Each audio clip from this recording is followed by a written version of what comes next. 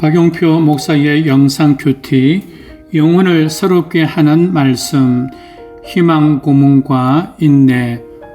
인내를 온전히 이루라. 지혜가 부족하거든 하나님께 구하라. 그리하면 주시리라. 야고보서 1장 4절에서 5절. 인생에 사는 날 동안 시험이 없는 날이 있을까요? 믿음의 시험이든 육신의 시험이든 끊이지 않고 밀려오는데, 야고보는 한두 가지 시험이 아니라 여러 가지 시험으로 다양하고 복합적인 시험이라고 했습니다.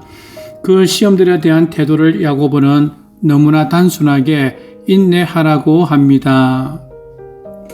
사실 요사이처럼 사는 게 지치고 풀리는 일은 별로 없고 앞날도 염려투성인 시점에서 인내하라는 말은 무책임하고 또다시 가슴을 옥죄이는 말 같습니다.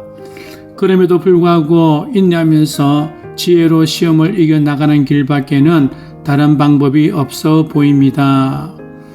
인내가 좋은 것은 동서고금과 인생의 모든 선배들이 조언해 주는 것이지만, 불안을 감출 수 없는 한 가지는 죽도록 참고 견뎠는데 아무런 결실이 없을 것에 대한 불안입니다. 즉, 인내의 상고가 희망 고문으로 끝날 것에 대한 두려움입니다. 그러나 신앙의 인내와 희망 고문의 인내가 다른 것은 신앙의 인내에 대한 보증인이 예수님이시기 때문입니다. 단순하고 고전적인 것이지만 이 두 가지의 차이는 믿음입니다. 믿음은 산 소망을 갖게 하고 인내의 결과가 형통임을 확신하는 것이기 때문이죠. 사도 바울은 환난은 인내를 만들고 인내의 시간은 연단하는 시간이며 연단은 마침내 소망을 갖게 하여 결국 환난은 소망 속에 살게 하는 사건이라고 합니다. 어린 아들이 장난을 치다가 집안의 귀중한 도자기를 떨어뜨려 부셨다고 합니다. 놀라고 화가 난 엄마가 매를 가지고 종아리를 때리는데 아이가 매우 아팠나 봅니다. 아이는 갑자기 엄마를 끌어안더니 울면서 엄마가 한번 맞아봐. 얼마나 아픈데 내 다리 피나면 엄만 좋아? 라고 했답니다. 엄마는 그만 매를 놓고 아들을 끌어안고 울었다는 이야기를 들었습니다. 매를 맞아도 도망치는 자녀가 있는가 하면 오히려 부모에게 더 달라붙는 자녀가 있는 것과 같이 성도들도 시험이 오면 도망가는 사람과 오히려 더욱 하나님께 달라붙는 성도가 있습니다.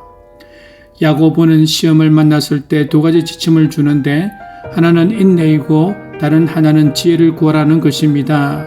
인내란 말의 의미는 잠시나 몇 번이 아니라 이루어질 때까지 견디는 것입니다. 몸이 건강할 때까지 재활을 하라는 말이기도 합니다. 우리는 성령 충만하여 한 방에 시험을 때려 눕히기를 원하지만, 성경은 그 한 방을 주시는 것이 아니라 그 대신 인내를 주셨습니다.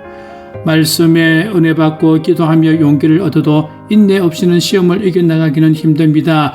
예수님께서도 좋은 마음으로 말씀을 듣고 지켜 인내로 결실한다고 하셨습니다. 야고보는 시험을 만나면 지혜를 구하라고 우리에게 격려를 줍니다. 구하다란 말에는 자신의 몫을 요구한다는 뜻이 있는데요. 시험을 이길 만큼의 나의 몫의 지혜가 보장되어 있고, 그러므로 구하면 그 몫을 주신다는 말씀입니다. 무엇보다 내 속에 있는 조급함과 불신앙과 싸워 이기는 것이 인내의 결실을 맺는 데 중요한 점입니다. 시험이 오거나 혹시 매맞는 일이 있을 때 더욱 하나님 품속으로 파고드는 성도를 더 사랑하시지 않을까 하고 생각해 봅니다. 눈을 떠도 여전히 숨막히는 하루가 기다리고 있는 현실 가운데 하나님께서 주시는 인내와 지혜로 하늘 냄새를 맡으며 살아가시기를 축복합니다.